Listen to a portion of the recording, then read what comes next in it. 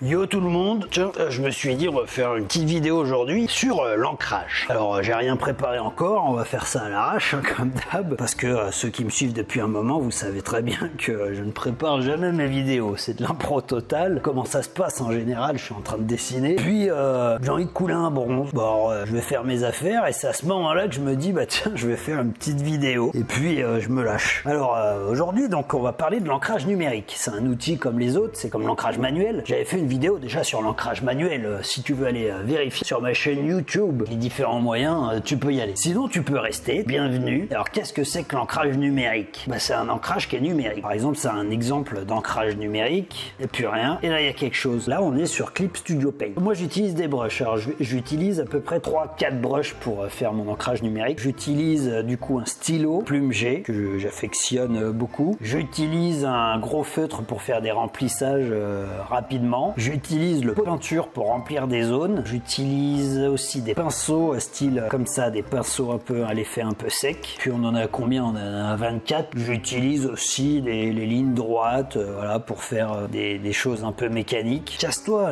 là. Voilà un autre type d'ancrage. L'ancrage, il faut toujours penser ce qu'il y aura de la couleur ou pas derrière. Ça c'est une illustration que vous pouvez retrouver sur la boutique MK Draw. Vidéo sponsorisée par mon cul. Je vais vous expliquer comment faire un petit ancrage, par exemple avec un dessin manuel. Dites-moi si vous voulez que je vous montre comment je procède pour faire des illustrations numériques ou pas. Si vous avez fait déjà un croquis numérique, bon bah vous vous ancrez sur votre calque comme je vous ai déjà expliqué dans la vidéo des calques. Si vous voulez ancrer numériquement un dessin manuel sur papier, voilà la procédure. Par exemple ici, vous scannez votre dessin, vous avez fait votre dessin là, au crayon à papier, au graphite. Si vous voulez voir la petite vidéo sur les crayons graphite, vous êtes invité à y aller.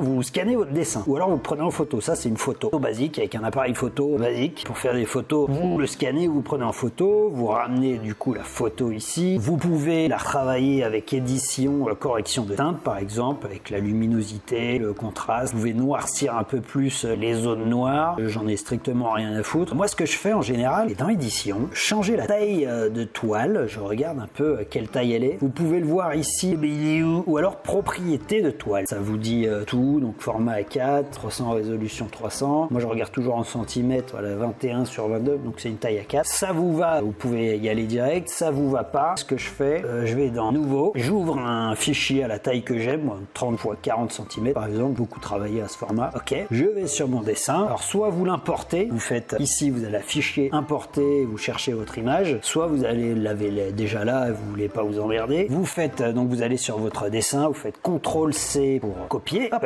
CTRL V coller, CTRL T pour transformer, transformation, et voilà. Et du coup vous avez votre fichier au format que vous voulez. Vous mettez un calque, si vous l'avez pas, vous mettez un calque au-dessus, et le dessin vous allez le bleuir, comme je vous avais déjà expliqué dans une autre vidéo, je sais pas laquelle, vous avez qu'à aller regarder. Voilà ici. Du coup pourquoi bleuir un dessin? Bah c'est simple, parce que si vous voulez ancrer votre dessin, vous allez avoir des difficultés à voir. Là on voit que dalle. Alors que bah si vous le mettez en bleu, l'avantage c'est que vous auriez une meilleure visibilité du dessin. Après pour l'ancrage, il n'y a pas vraiment de technique. Je dis j'ai plusieurs outils. Là j'ai fait les ombres avec un brush style pinceau à huile. Ça donne cet effet un peu brumeux, un peu métallique. Plusieurs outils. Là c'est juste un plume G simple avec des petites hachures.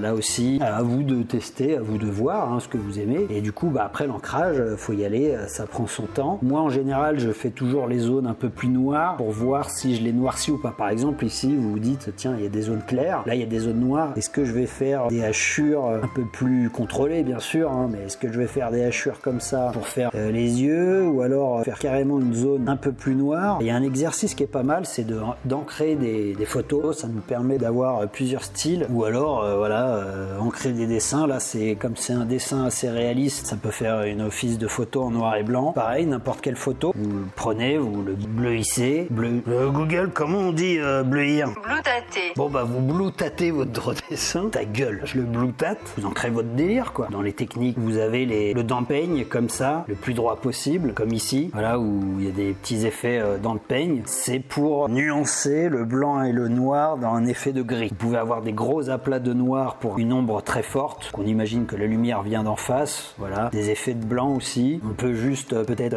faire des grands dents de peigne. Vous avez aussi comme ici la hachure. Alors moi je suis pas spécialisé en hachure. Moi ce que j'ai fait c'est vraiment dégueulasse je trouve là. Et c'était surtout pour tester et essayer, pour faire les nuances de gris. Mais j'avais envie de tester sur un dessin voilà, que j'ai bleui. En général, l'ombrage, je le fais beaucoup avec la couleur. Ça, c'est l'ancrage d'un dessin, de ce dessin-là. Donc là, c'est un ancrage que j'ai fait au crayon, celui-là, le crayon mécanique, parce que voilà, je le trouve beaucoup plus doux visuellement. J'aime bien les comics, mais l'ancrage comics, je le ferais que si je faisais. Google, comment on dit ferais? Donc que je ferais comme ça. Après, à vous de voir. Moi, alors là, celui-là, je l'ai ancré. C'était voilà, il est là. Voilà, il est là. C'était pour tester, pour m'entraîner aussi à l'ancrage, même si je préfère cet ancrage-là. Celui-là, pareil, ça vient de cette illustration-là. Donc on voit voilà, on voit une nette différence sur l'ancrage où ici, il est beaucoup moins prononcé et là, beaucoup plus prononcé. Vous voyez ces zones de noir et le noir au-dessus. Je ne les ai pas mis parce que, comme je vous ai dit, je fais l'ombrage avec la couleur. Je trouve ça beaucoup plus naturel.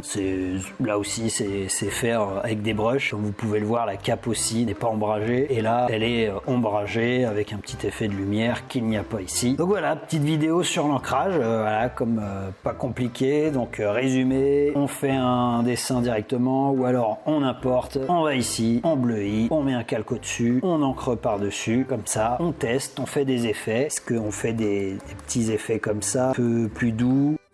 Voilà, donc est-ce que vous allez faire, j'ai fait un truc dégueu, un truc un peu plus propre, mais bon. Coronavirus, il y a petite hachure. Est-ce que vous allez faire du plus sombre? Est-ce que vous allez faire du à plat complètement noir? Essayez d'imiter un peu le style d'artiste que vous aimez, sans forcément les imiter à fond. Il faut que vous fassiez vos propres démarches personnelles, artistiques, numéraires, informatiques. La mairie de Paris. Voilà. Mettez-moi en commentaire les vidéos que vous voudriez que je fasse pour vous, pour ceux qui apprennent le dessin ou les débutants. La vidéo est finie, petit pouce vert, petit pouce bleu, suivez-moi, followez-moi. Google, comment on dit follower? Enculé.